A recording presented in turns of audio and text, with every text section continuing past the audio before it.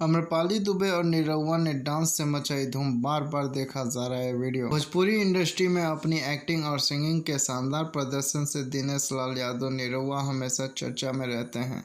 आज के समय में दिनेश लाल यादव किसी पहचान के मोहताज नहीं हैं। जब भी उनका कोई गाना या फिल्म रिलीज होती है तो देखने के लिए भारी संख्या में भीड़ उमड़ जाती है। वर्तमान में निरहुआ अम्रपाली दुबे संग फिल्म में मायके चली जाऊंगी की शूटिंग में लगे हुए हैं। आज हम इन दोनों के पुराने गाने की बात करने वाले हैं। निरहुआ और अम्रपाली दुबे की एक फिल्म जय वीरू काफ़ी समय पहले आई थी। इस फिल्म में निरहुआ और अम्रपाली दुबे को लेकर कुछ गाने बनाए गए थे।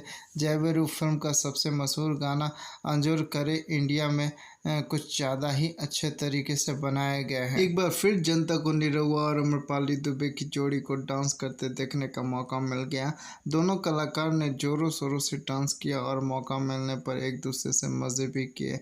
अंजुर करे इंडिया में गाना वर्ल्ड वाइड रिकॉर्ड्स भोजपुरी के चैनल पर आया था।